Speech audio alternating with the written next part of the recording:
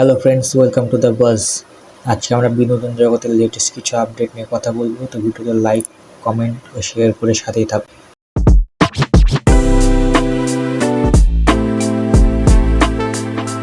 ভিডিওটির শুরুতে চলে যায় ইয়াশ রাজ ফিল্মসের one of the most famous franchise Dhoom 4-এর কাছে। গতদিন গুঞ্জনে আসে যে ধুম 4-এ ভিলেন হবে সূর্যা। আজকে পিঙ্ক ভিলার এক রিপোর্ট অনুযায়ী এটা পরিষ্কার হয় সূর্যা ধুম 4-এ ভিলেনের পার্ট করছেন না। যদিও গুঞ্জন এমন উঠেছে যে সূর্যা ধুম 4-এ অ্যান্টাগনিস্টের রোল প্লে করবেন এবং মেকার্সরা আরও জানিয়েছে যে এই বিষয়ে তারা অফিসিয়াল একটা অ্যানাউন্সমেন্ট দিবেন। যাই হোক, সকলের হতাশার জন্য জানা গেছে যে এই মিডিয়া রিপোর্টসগুলো সত্য নয়। সূর্যা এখন তার সূর্যা 44 এবং বাকি প্রজেক্টস নিয়ে ব্যস্ত আছে। ধুম সিরিজের আগের পার্টগুলোতে ঋত্বিক, জন এবং আমির খান অ্যান্টাগনিস্টের রোল প্লে করেছিলেন। ধুম 4-এ অ্যান্টাগনিস্টের চরিত্রে কে অভিনয় করবে তা এখনও ঘোষণা করা হয়নি। ধুম ইউনিভার্স নিয়ে যখন কথা বলছে তখন ইয়াশ রাজ ফিল্মের আরেকটা ইউনিভার্স স্পাই ইউনিভার্স নিয়েও কিছু স্ট্রং গুঞ্জন শোনা যাচ্ছে।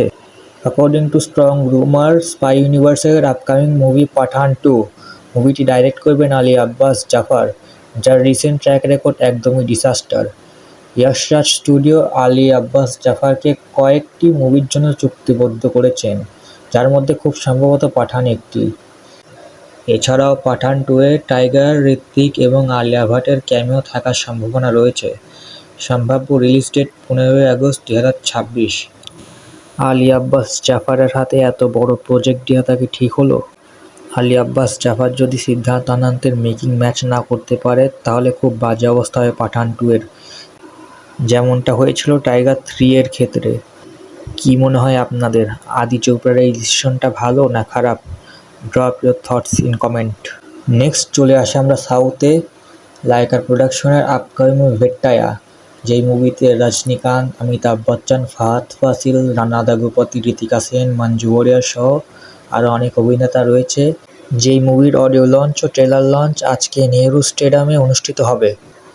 ভেট্টায়া এখন পোস্ট প্রোডাকশনে রয়েছে এবং আগামী মাসের 10 তারিখে সিনেমা হলে আসতে পারে। ছবিটি লিখেছেন এবং ডাইরেক্ট করেছেন টিজি গানাওয়েল। এই ছবিটিতে রজনীকান্ত একজন পুলিশের চরিত্রে অভিনয় করেছেন। সম্প্রতি সিনেমাটির মিউজিক অ্যালবামের প্রথম গান মানাসেলার প্রকাশ করেছেন নির্মাতারা। গানের থিম ও কথাগুলি কেরালার সংস্কৃতি এবং ঐতিহ্যের প্রতি শ্রদ্ধা জানায়। ওনাম উদযাপনের সময় এটি মুক্তি পায় এবং মুক্তি হওয়ার সাথে সাথে ইন্টারনেট সেন্সেশন হয়ে ওঠে। ফার্স্ট সিঙ্গেল মানাসেলার সাফল্যের পর মুভির হাইপ অনেকটা বেড়ে গেছে। অনুমান করা হয়েছিল ভেট্টায়া টিজি গানাওয়েলের আগের মুভি জয় ভীমের মতোই গ্রাউন্ড ও শান্ত হতে পারে। যাই হোক, মনে হয় টিজি গানাওয়েল রজনীকান্ত ফ্যান্সদের সন্তুষ্ট করতে পারবেন এবং তার সাথে একটা কন্টেন্ট ওরিয়েন্টেড ছবিও রজনীকান্তের সাথে তৈরি করতে যাচ্ছেন।